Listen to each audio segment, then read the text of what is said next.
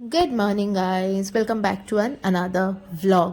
সকালবেলা জলমুড়ি নিয়ে বসিয়েছি বুটুকে খাওয়ানোর জন্য। জলমুড়ি খাইয়ে তারপরে বুটুকে রেডি করব। এখানে সমস্ত ড্রেসেস রেডি করে রেখে দিয়েছি। আমার হলুদ শাড়ি, তার সাথে বুটুর জন্য একটা হলুদ কালারের 2 পিস।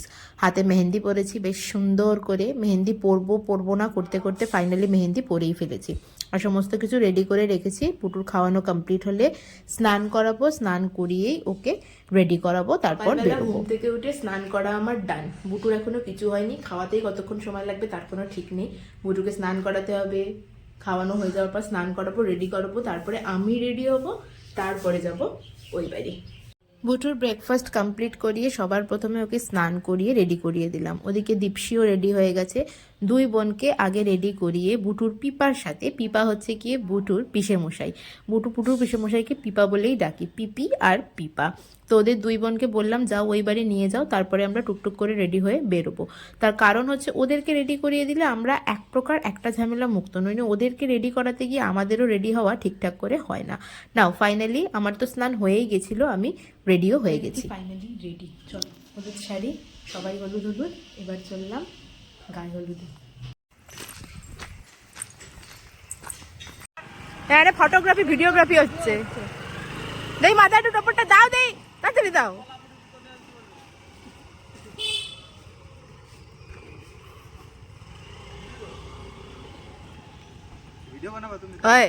লম্বু বাগানে চলছে সুবীরের ভিডিওগ্রাফি আর ফটোগ্রাফি।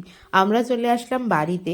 এবারই আসার পরই আমার কাকি শাশুড়ি দিল আমাকে একটা হলুদ শাড়ি আর বলল এই শাড়িটাই এখন পরতে হবে গায়ে হলুদের জন্য। তো আমি চট করে চেঞ্জ করে ফেললাম, যে শাড়িটা পরে এসেছিলাম সেটা চেঞ্জ করে কাকি শাশুড়ির দেওয়া শাড়িটা পরে রেডি হয়ে নিলাম। রেডি তো হয়েইছিলাম, খালি শাড়িটাই চেঞ্জ করলাম। আর এই বাড়িতে আসলে আমাদের এই ছোট ছোট মেয়েগুলো খালি সবসময় দোলনাতেই পড়ে থাকে। আর ইনি হচ্ছেন আমাদের বাড়ির ছোট সুন্দরী, সব থেকে ছোট মেয়ে এখনো পর্যন্ত আর কি। হচ্ছে আবার ছোট ননদের মেয়ে, আর উনি হচ্ছে প্রচণ্ড সাজুনি। আর ওর দিকে একবার ক্যামেরাটা ধরলেই সুন্দর করে পোজ দেওয়া শুরু করে দেয় সব সময়। এবার ইনি এসেছেন দোলনা চড়তে।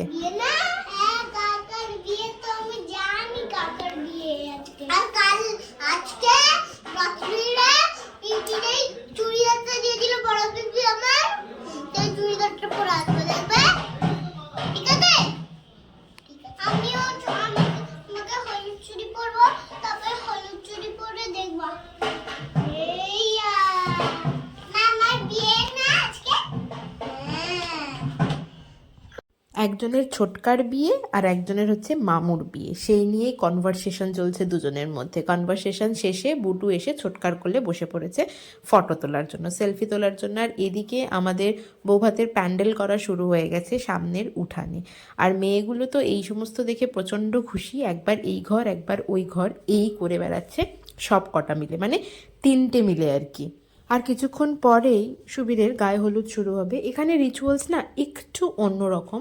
সবার প্রথমেই একটু সামান্য হলুদ সুবীরের গায়ে মাখিয়ে দেওয়া হবে এবং সেটা নিয়ে মাছ, মিষ্টি এবং হলুদ নিয়ে পাঠিয়ে দেওয়া হবে সেটা সুবীরের শ্বশুর বাড়িতে মেয়ের গায়ে হলুদের জন্য।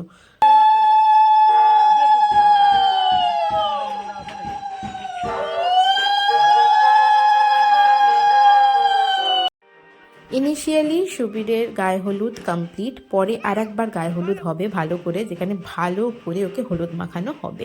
তো এই হলুদটা মাছ এবং মিষ্টি নিয়ে বাড়ির বয়স জ্যেষ্ঠরা যাবে মেয়েকে আশীর্বাদ করতে, আর তার সাথে গায়ে হলুদও দিয়ে আসবে। আর রাত্রে যখন আমরা সবাই যাব তখন যাবে বিয়ের তত্ত্ব আমাদের সাথে। সবাই চলল মেয়ের আশীর্বাদের জন্য।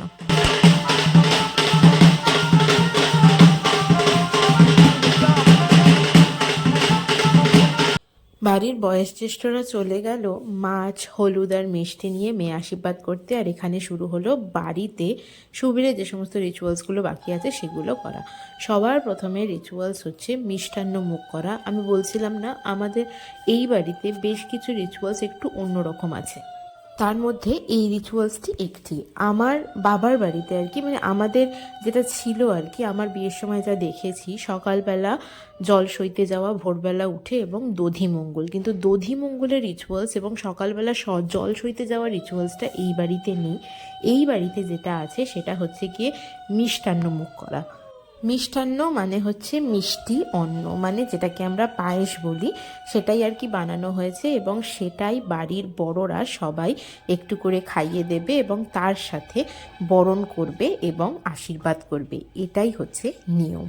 এই কারণেই আমাদের এই বাড়িতে বিয়ের আগের দিন যে বাড়িতে আইবুড়ো ভাত খাওয়ার নিয়ম থাকে সেই নিয়মটাই নেই। তার কারণ আইবুড়ো ভাত খাওয়া হয়ে গেলে তারপর আর বাড়িতে ভাত খেতে নেই।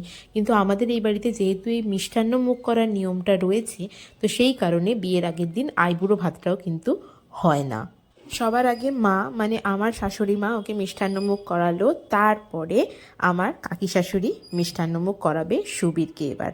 তারপরে আস্তে আস্তে বাকি সে সমস্ত রিচুয়ালস আছে সেগুলো শুরু হবে টুকটুক করে। বিয়ে তাড়াতাড়ি হয়ে যাবে।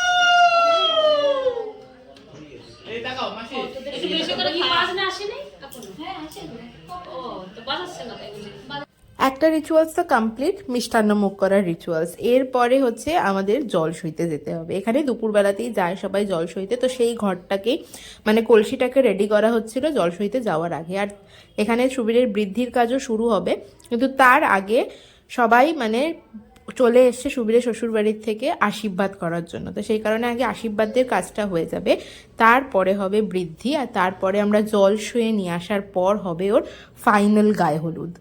আমার যখন বিয়ে হয়েছিল তখন দেখেছিলাম কিন্তু সকালবেলা সবার আগে বৃদ্ধির কাজ হয়েছে।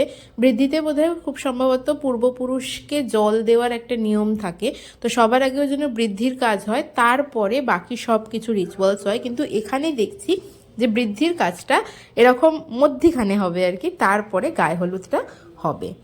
আর যেহেতু মেয়ের বাড়িতে হলুদ পাঠানোর একটা তাড়া থাকেই আর কি, তো সেই কারণে আগেই ওর গায়ে একটুখানি হলুদ ছুঁয়ে সেটা মেয়ের বাড়িতে পাঠিয়ে দেওয়া হচ্ছে।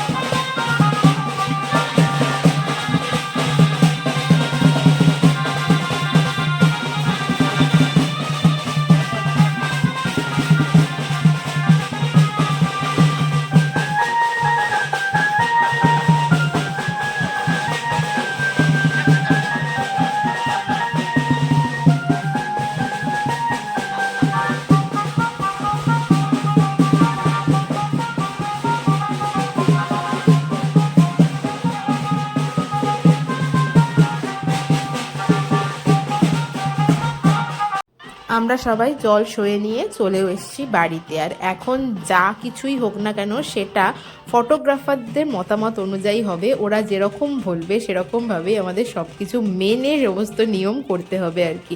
কেননা এই ফটো ভিডিওর থেকেও আমার মনে হয় স্টিল ফটোটাই সারা জীবনের স্মৃতি হিসেবে থেকে যায়, তাই না?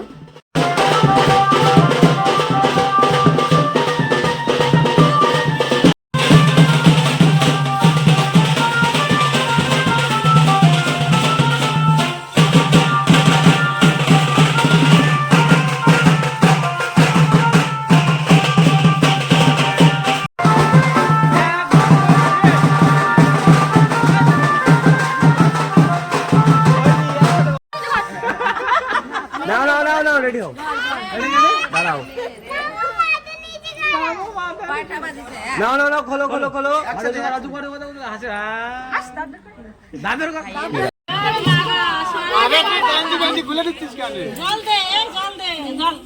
লাগাও লাগাও, কিরে লাগাবে লাগাও।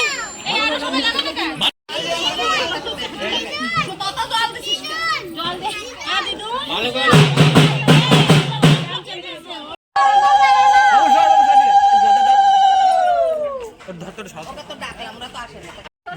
ঢালো ঢালো।